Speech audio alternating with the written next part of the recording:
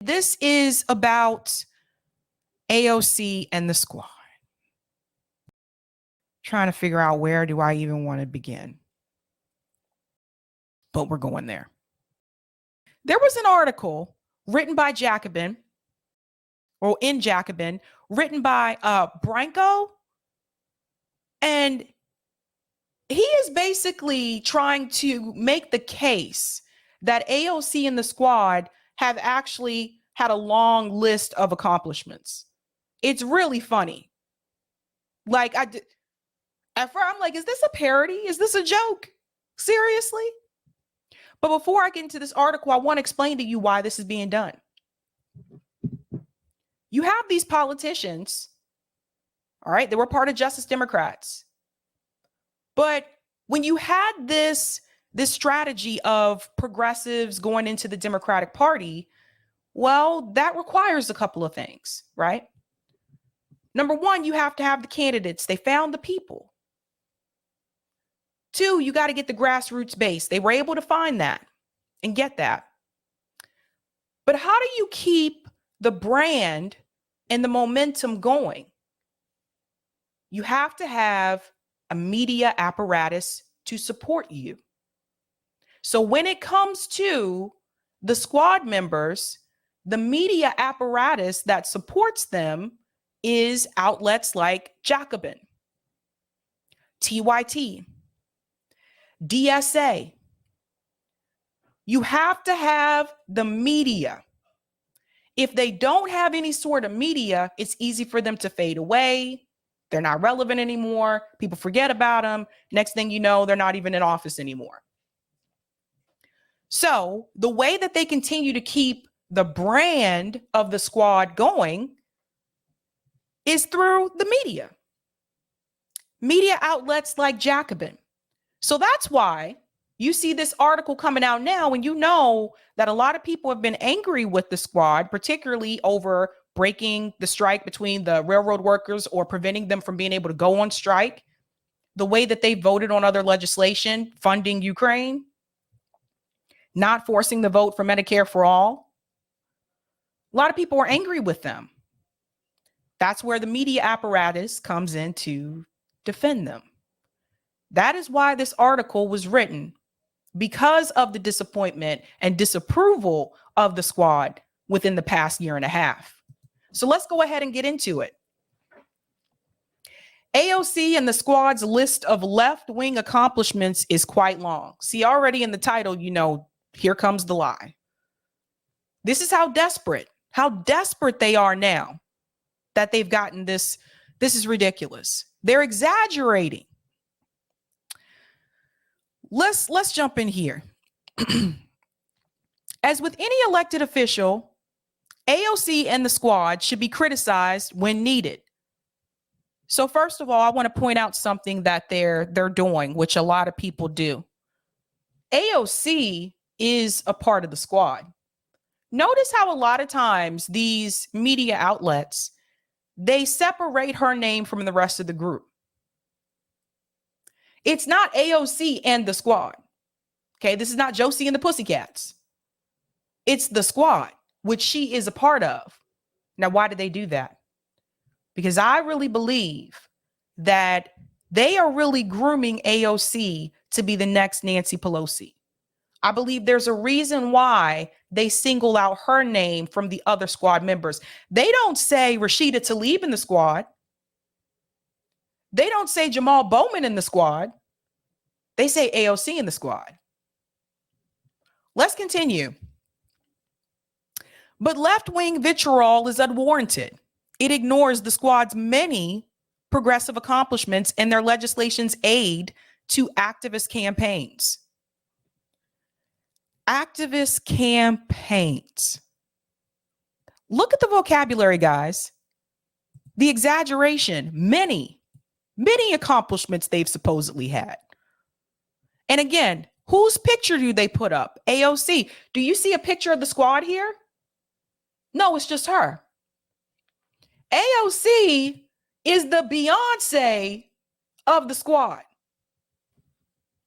If the squad was Destiny's Child, AOC is the Beyonce. She's just waiting for her solo career. Let's go on. It's tough being a member of the squad these days. Once the darlings of the American left, the group of progressive and socialist House members that includes AOC, Ilhan Omar, Rashida Tlaib, Jamal Bowman, and others are as likely to be savage these days from the left as they are from the right. Popular YouTube commentators regularly denounce them as sellouts. They're talking about Jimmy Dore, right? Wasn't Jimmy the first one to say that? They don't know who I am. Notice how he refers to them as the group of progressive and socialists. They are not socialists. I wish people would stop saying this. They're not socialists. Let's continue.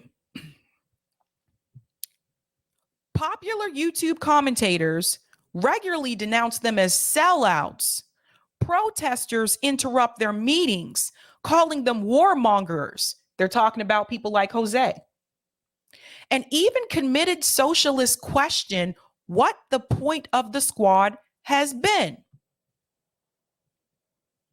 The lion's share of this year has been trained on AOC, who's faced relentless criticism since winning office from all sides, sometimes over substantive issues, once failing to show up for the Amazon union rally, casting a vote that denied railroad workers the ability to strike, and sometimes over remarkably petty ones. Consolatory rhetoric, the positioning of her hands while being arrested. Much of this was crystallized in a recent critical analysis of AOC's record in the New York Magazine by Freddie DeBauer, who charged she has drifted from radical outsider to establishment liberal. So let me tell you, that article that Freddie DeBauer wrote, that has raised a lot of flags. So you've seen this guy on what? 3 different shows by now. He was on Katie's show. He was on Bad Faith. He was on Crystal and Kyle's show. You know, it's like, let's go do damage control. That article that Freddie DeBauer wrote was 100% legit. Everything that he said in that article was true. So here comes Jacobin. Again, that's the media apparatus that's going to support the squad. Here comes Jacobin to come in and play defense because that article went out. And when that article went out, I think a call went out. Got to come do damage control for the squad. Too many people are noticing this article and reading this article. So here's the damage control. So it goes on to say, but this is hard to square with both a closer analysis of AOC and the squad's record. Again, notice how they continue to separate AOC from the squad when she is a part of the squad. And with the picture painted by progressive groups and unions that work with them, have they occasionally fallen short? Sure. But the reality of the squad's accomplishments and movement importance is far more positive than the one-dimensional gloomy narrative that has become popular in some corners of the left. Let's get into it. A tremendous win. First, there's lawmaking. AOC legislative record is not nearly as barren as her detractors have it. Much like Bernie, the Congresswoman has been able to sneak through the cumbersome legislative process by putting forward amendments to larger bills. For example, one successful 2019 amendment cut $5 million from the DEA budget and redirected it to treatment programs for the opioid crisis. Let me pause here for a second. What's more significant? Cutting $5 million from the DEA and putting the money towards treatment programs for the opioid crisis, or giving everybody health care so that you can take care of the opioid crisis? You see the difference? We wouldn't have had an opioid crisis in this country if we had health care for everyone in this country because then Big Pharma wouldn't have been able to make the profits that they made off of those opioids that they prescribed those patients. You see the difference? That's a Band-Aid. Let me continue. A year later, she managed to get her repeal of the 1998 Faircloth Amendment passed through the House, a landmark vote and a longtime priority for affordable housing advocates, given the Bill Clinton era's measures effective ban on new public housing construction. Affordable housing is a grift. I've covered this multiple times before on the show. When they say that they're putting in affordable housing units, a lot of times, first of all, it's not even affordable for a lot of people that are working class. And then two, they're privatizing these places. There's profit to be made there. Affordable housing is a grift. It's a scam. I'm trying to tell you. Let me continue. Another from 2022 mandated the Pentagon study the therapeutic uses of MDMA and hallucinogens.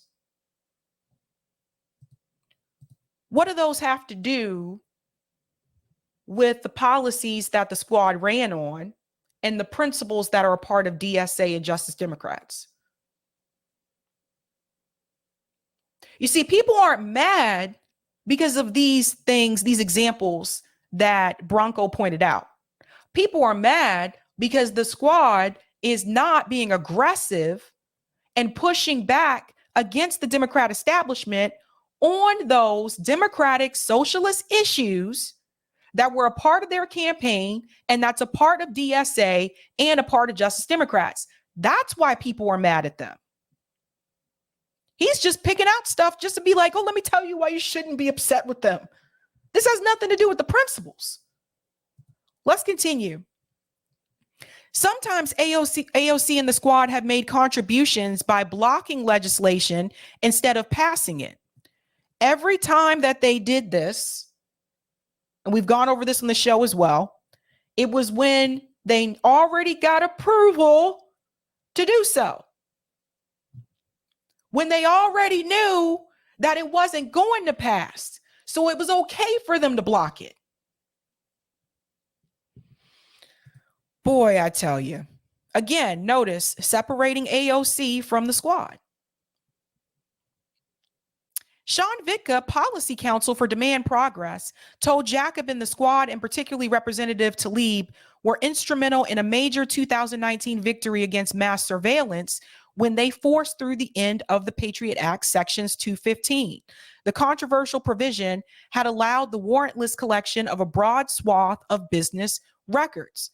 Everything from banking and library history to medical records, and most controversially, phone metadata, and drew particular outrage when the Edward Snowden leaks revealed just how badly it was going to be used against Americans. Okay.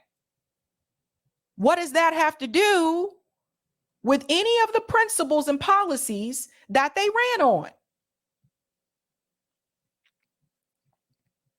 Let's continue. Let's jump ahead.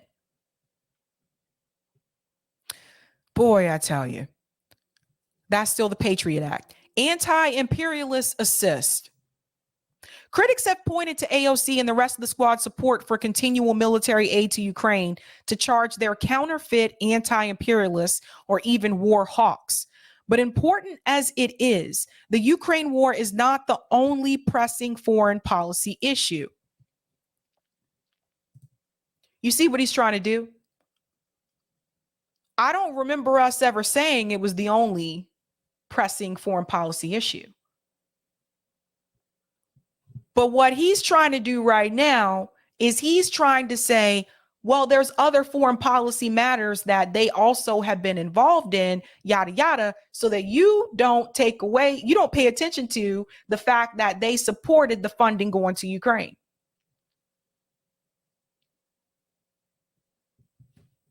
He's not even condemning that. He's not even condemning them voting for the legislation to send the money to Ukraine. He's not even condemning it.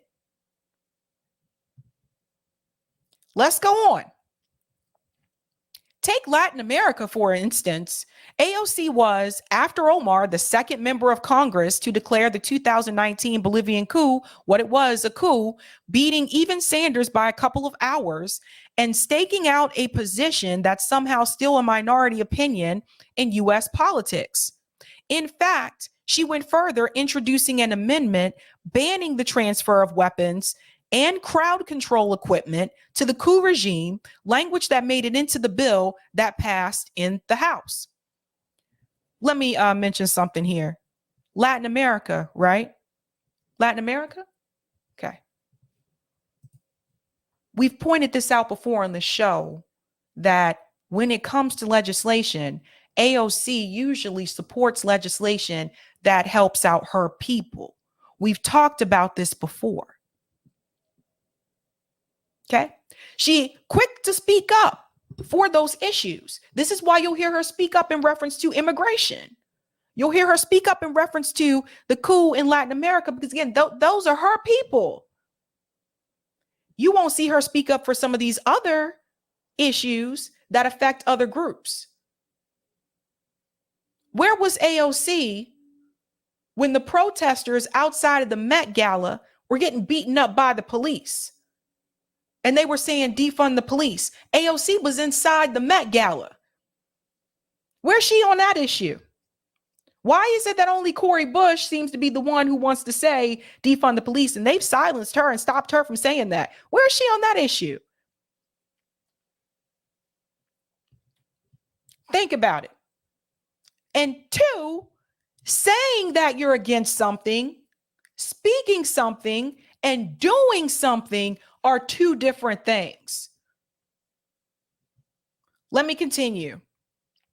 She's been similarly out front when it comes to Colombia, where leftist President Gustavo Petro has been struggling to enact his agenda amid entrenched opposition, a divided Congress, and a drug-fueled violence. Again, her people. Her people. She don't even support. Let me be clear. Did you guys know, and this was in an article, did you guys know she don't even support reparations? She don't even support reparations for African-American descendants of slavery. When she was asked about this in an interview, she said, no, she don't support it. But she support the measures for her people. That's the point I'm trying to get across to you guys. Let me continue. Let's go to the next one. Boy, I tell you, that's still about Colombia. Let's move on.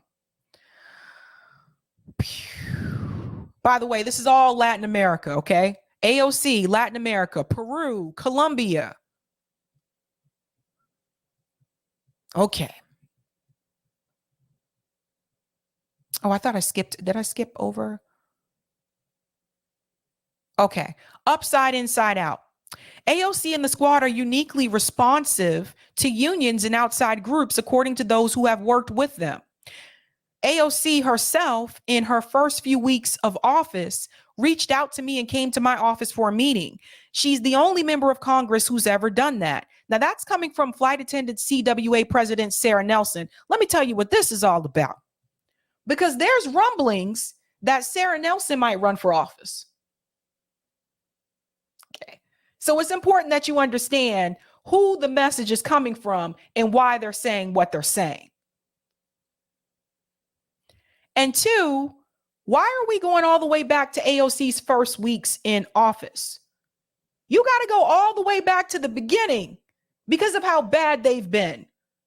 We've always given AOC credit for what she did when she first came in, protesting Nancy Pelosi's office. We've always given her credit for that.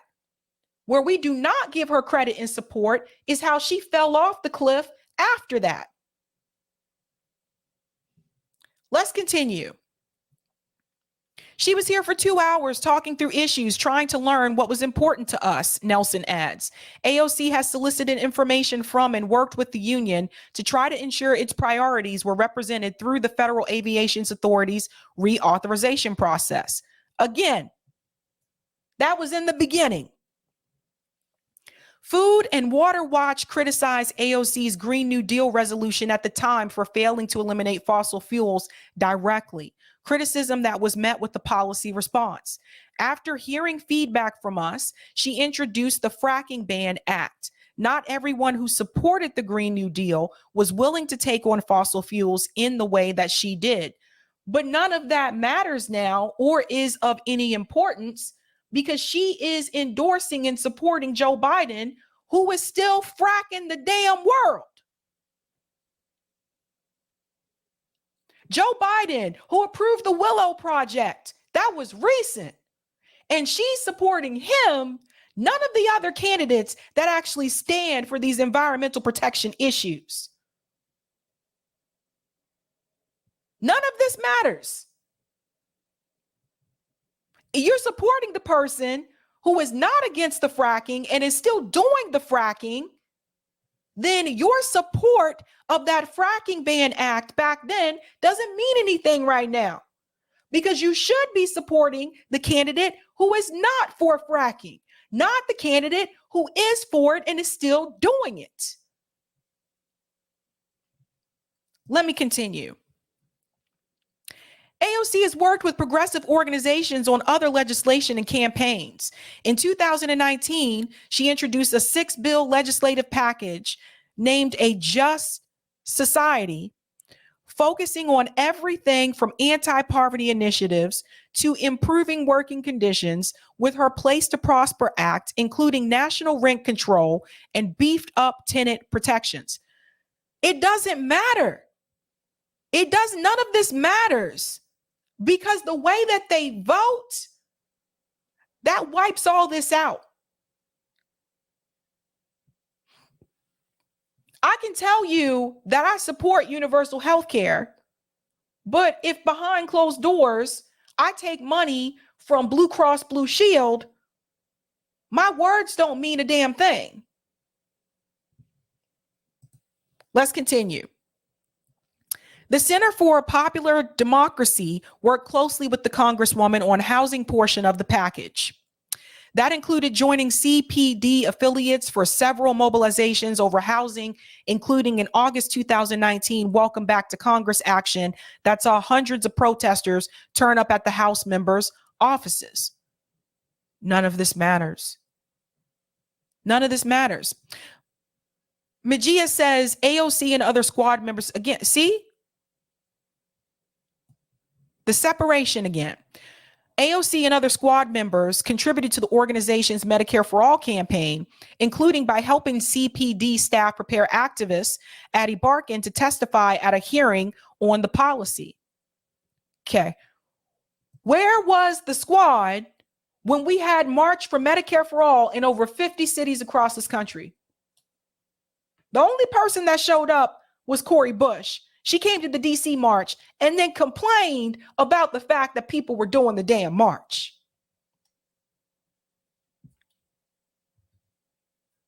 Where were they? Contributed to the organization. How? How she contribute?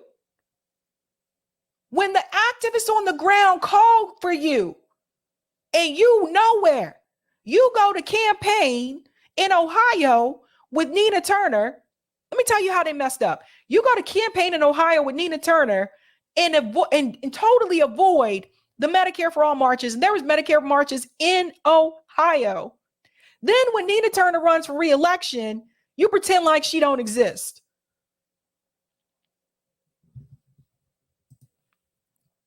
Last year, squad members also took part in civil disobedience action over the overturning of Roe v. Wade that saw her and 16 other members of Congress arrested, and where AOC was criticized for faking being handcuffed by holding her hands behind her back, even though that was exactly what the organization had trained them to do to show they weren't resisting arrest. Okay. Number one, they had approval to do it. They got approval to do the protest, to go there and protest. Two, that's her protesting and fighting back against the right wing. The assignment from Justice Democrats and from DSA was to go into Congress and push back against the Democrat establishment. That is where they have failed. None of us disagree. I don't think none of us have a problem, or none of us really said that they don't push back against the right. That's easy for them to do because they're Democrats and that's what their party does anyway. The task that was given to them was to push back against the establishment Democrats in their own party. That assignment, they failed. So the examples that Branko is giving you in this article were not a part of the assignment. It goes on to say,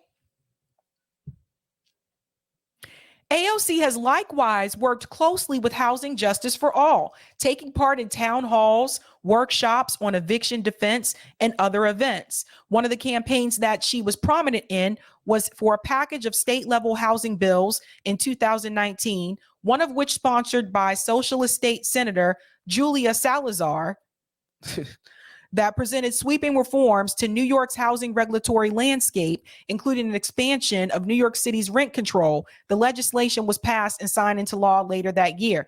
Again, that's easy.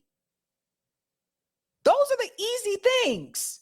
Especially housing's one of the easiest ones that you can raise your hand for and say, I'm going to try to push some type of legislation for this. That's the easy part.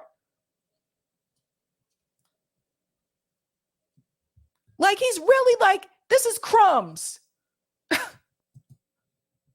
Let's go on. That's more about town halls, yada, yada. I wanted to go on to another part. And I want to point something else out to you. AOC has lent her considerable platform to other union fights. Have you guys noticed something about this article? Okay. The article is supposed to be about the squad. But as you read this article, you start to notice not only is this article trying to defend the squad, but they're mainly trying to defend AOC. Most of the things mentioned in this article are about AOC. Why? Why are they trying to defend her so much? Where's this article to defend Cori Bush when she was silenced by the Democratic Party and they told her she couldn't talk about defund the police anymore? This article is not defending Cori Bush, Ayanna Pressley, Rashida Tlaib, Ilhan Omar, Jamal Bowman. You know why? You know why this article is mainly defending AOC? Because like I told you, they are grooming her to be the next Nancy Pelosi. Out of all of the members, they believe she's the one to be next to do it. And so if AOC has a bad reputation, particularly with unions, a reputation of breaking strikes, being a scab, a reputation of voting to fund war, that is going to hurt her chances of doing so. Here we go. She's lent her considerable platform to other union fights. She skipped the inauguration to attend a Teamster strike and urged others to show up, again, rallied with UPS workers as they prepared to strike this year, publicly backed and spotlit Starbucks workers' unionized struggles, and joined the picket line at the Buffalo Hospital, worked a bar in solidarity with tipped workers, and recently showed up at an actors and writers picket line in Manhattan. None of that matters when you vote to prevent the railroad workers from going on strike. None of this matters. I don't care what picket line you get into, you were done after that. Okay? So don't come back to me with, oh, well, she did these things for the unions and da-da-da. She voted against them. She became a scab, God damn it. And then this article pisses me off. None of this shit matters now. None of it. If I go stand in line with the Starbucks workers that are on strike and I say, yeah, and I give a speech, but then behind their damn back, I go vote against the railroad workers for going on strike, would you trust me? Give me a break. Critics would dismiss these as meaningless symbolic actions, but this is belied by the fierce and well-justified criticism she received when she failed to attend an Amazon workers rally in 2021 prior to a union vote. Jesus. Oh my God. The failure to attend the Amazon workers rally, that is mild in comparison to voting to prevent workers from going on strike.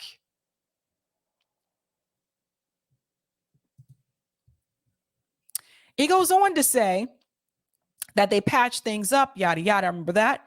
Similar to the Iron Dome vote, criticism of AOC has focused almost exclusively on her justifiably maligned missed ALU appearance, but then wholesale ignores the way she's assisted unionization efforts and other worker struggle. Your assistance to union efforts and worker struggles all went out the damn door when you voted against the workers.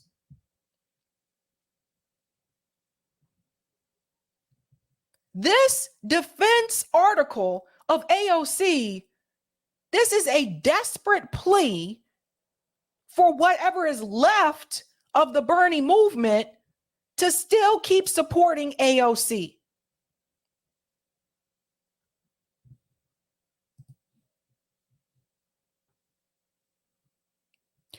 Similar to her Iron Dome vote, criticism of AOC has focused almost exclusively on her justifiably maligned Miss ALU appearance, yada, yada. Goes on to say the result is a distorted picture of not just her record, but the value she and other left-wing elected officials have for these movements, which, similar to the striking teachers inspired by the 2016 Sanders campaign, has included spurring on others' own political work. This is an absolute mess. Distorted picture. She votes along with Joe Biden almost 90% of the time.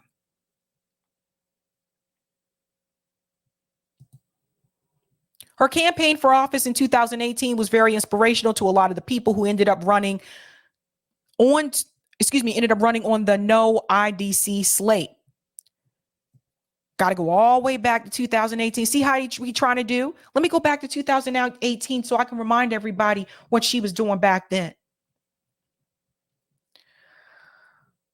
Boy, I tell you. And then this part here, seeds of radicalism. Finally, there's the somewhat more nebulous role AOC and the squad have played in political shifts over the past few years. The process of political transformation is messy and chaotic. Desperate actions added up little by little and then suddenly building up pressure on those in power, expanding the bounds of what's possible and creating momentum for change. It's undeniable that the squad, by virtue of their work in Congress and acting as a conduit for outside groups, has been integral to this. Conduit for outside groups. The outside groups that they ignore?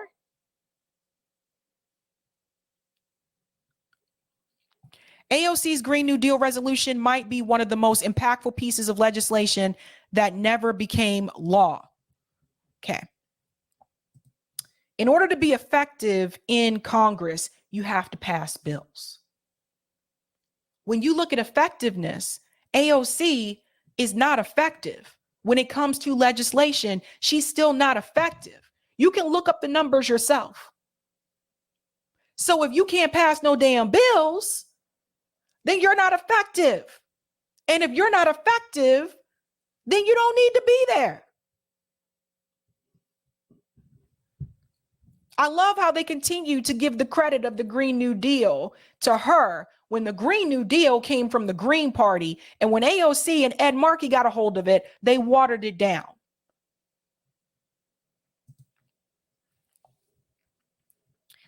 Yada, yada, yada.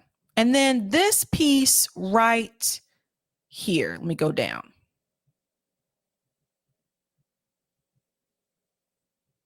Just want to make sure I go. This part right here. More than that, a number of popular pandemic era policies had antecedents in or received crucial support from the squad. A third round of stimulus checks wouldn't have happened under Joe Biden without the leadership forcing the issue.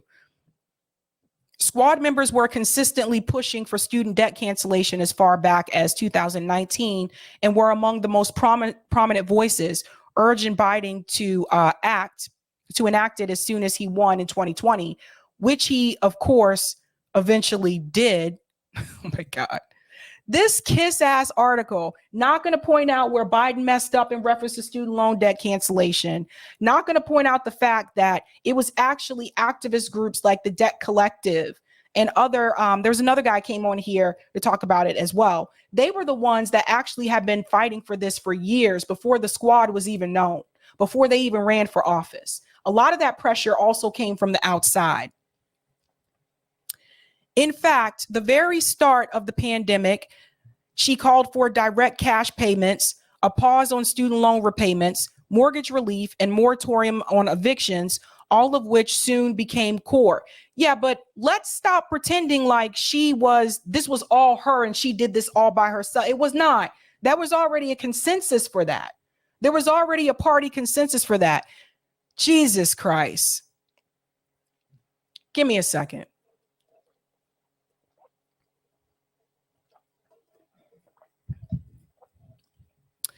It was only 9 days later that the much larger CARES Act with its stimulus checks and UBI, like unemployment insurance payments, became law. The CARES Act sent money to that money went to corporations though. Like oh my God.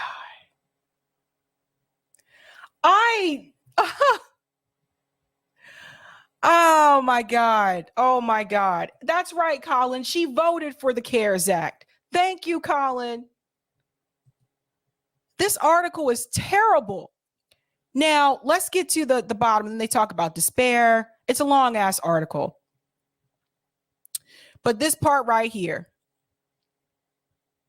What's at stake isn't the feelings of one member of Congress or even the squad's career, but the health of the socialist and broader progressive movements. I'm going to say this again. They're not socialist. Socialists support workers owning the means of production. They're democratic socialists. They're more like what you have in Denmark. It's not the same thing. The left pessimism embodied by the New York Magazine's profile, which argues explicitly that socialists have nothing to show for 5 years of electoral victories and that the whole experiment should be abandoned, is a recipe for despair, apathy, and in the end, demobilization, which may already have a trickle-down effect. I told you this was a response to that article from that Freddie DeBoer wrote, and that article was spot on. And this piece here, when he says they have nothing to show for 5 years of electoral victories, Freddie was correct about that. Because the thing is, again, they ain't passed no damn policies on the national level. All the progressive policies that have passed in this country have passed on the local level. And that was not with the help of the squad. Most of them done through ballot initiatives. I know. Because we've done it here in Massachusetts, and I ain't seen near one of them around for that. So Freddie was correct. This piece right here, it's a recipe for despair, apathy, and in the end, demobilization. Only if you see that as the only strategy. Why are you only looking at this one strategy in reference to achieving and accomplishing something? I just told you the progressive policies that we passed in the states had nothing to do with the squad. That was direct democracy.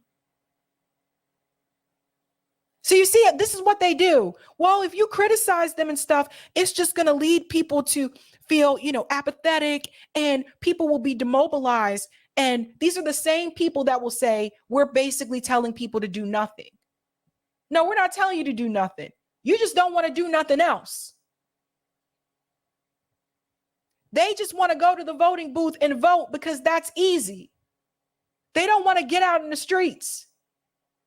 They don't want to try to do any type of mutual aid or community organizing because that requires work.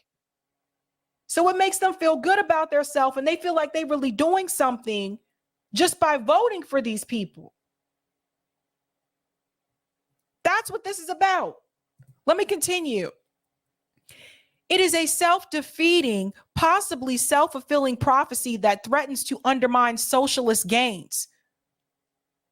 They're not socialists.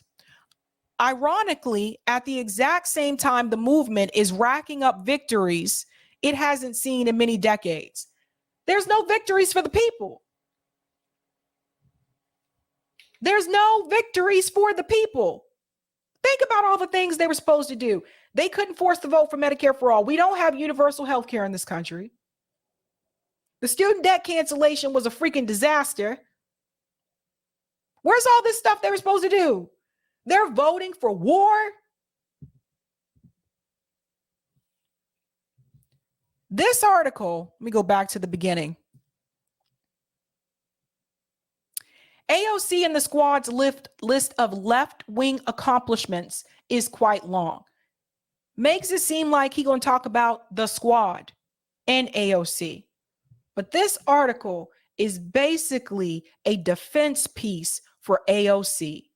Most of the things that are mentioned in this article is about her, not necessarily the squad. Jacobin. Jacobin is the DSA media apparatus. And you have to have the media to back and support you to come in and defend you. They all alike. DSA, Jacobin, they mainly just a bunch of PMCs, professional managerial class, that just want to sit back, go get their nails done, go to brunch and have their mimosas and say, I voted for AOC. And that make them feel good about themselves. And they feel like they did something good today. That's what that's about. A lot of these people, the Jacobin people, the DSA people, they have the resources and the means to do a lot more than what I do. We talk about community organizing and helping people in the community. They make a lot more money than I make. They have the capital, they have the wealth to get out there and actually make change within their community. But they don't want to do that because that requires work. They'd rather just sit back and say that they voted for someone who's supposed to be progressive. And anybody who comes to criticize them, and rightfully so, they're going to come and defend them, because in a way, if you're criticizing the squad and they idolize the squad, in a way, you criticizing them too. And that's what this is really about. When you criticize people like AOC, Rashida Tlaib, Ilhan Omar, in a way, any of those Justice Democrats, you're also criticizing Justice Democrats. You're also criticizing DSA. You're also criticizing Jink and Kyle, because this was their project.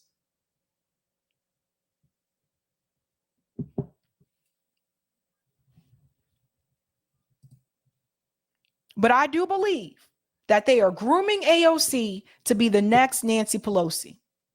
And I also believe, I would not be surprised if they're banking on AOC to run for president. And that would be really good for the media apparatus. You see, they work together. That would be great financially for Jacobin.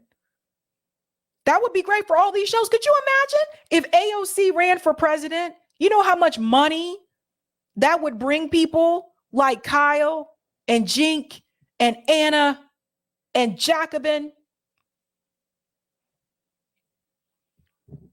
They all in on this together.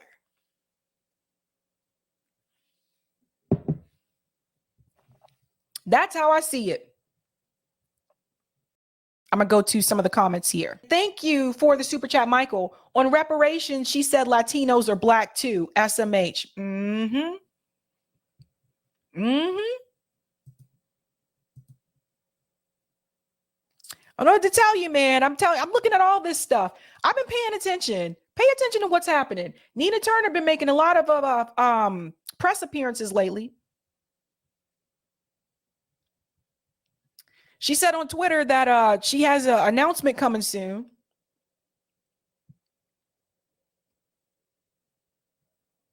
I'm just telling you, watch. The media apparatus for this progressive strategy, they are banking on, oh, yes, please run, because that helps them. That helps them grow. That's why they were banking on Marianne Williamson. Marianne Williamson turned out to be a freaking disaster. Can't bank on that now. She not bringing that money come that way, right? Some of these people are millionaires, you guys. Millionaires. And what are they doing with their resources? Do you know if I was a millionaire, you know what I could do? You know how many people I could feed? You know how many people I could give clothes to? You know how many people I could help if I was a millionaire? A lot of greed and a lot of money to be made. And so since Marianne is not that one to really bring in that Bernie money for those channels that started when Bernie had his 2 campaigns, Marianne not bringing over that Bernie money, then they're going to try to tell you that Joe Biden is actually doing well. The shift is so freaking noticeable. Alrighty. Thank you, Eric. Thank you for the tip on Rockfin Roger. Exactly. They talking about 2019. She went down after April 2020 CARES Act. She never uses her vote as leverage like Freedom Caucus to get concessions. Yep, Sabby, and New York State is a strong government union state. AO Scab. I think this is AO. Yeah, AO Scab. That's what that says. Yeah, this is a mess.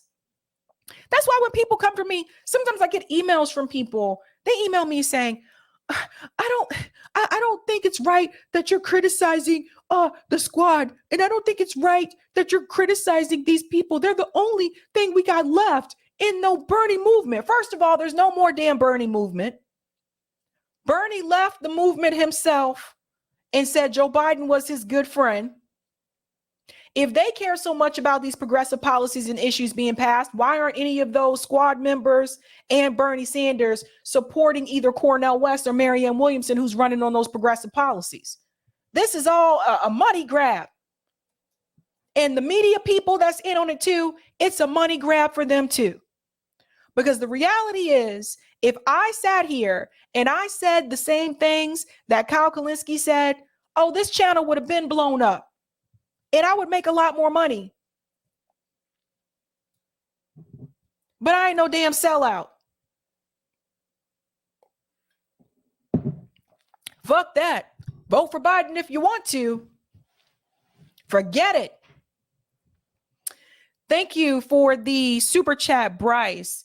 Most of these people that are defending the wealthy are as empty and hollow like them, talking about the blind leading the blind. Look, guys, I saw all this stuff. I saw it happen. I remember when David Pakman was progressive. Remember that? When David Pakman was like, yay, go Bernie, yay. David realized there was more money to be made if he tells you to support Joe Biden. David went all the way over to Democrat establishment support. I remember. Everyone talks about Dave Rubin, you know, switching from TYT and becoming conservative or whatever it is that Dave Rubin is today. But a lot of people don't talk about how some of these progressive podcasters also pivot after Biden won to enrich themselves. I'm giving you the tea tonight.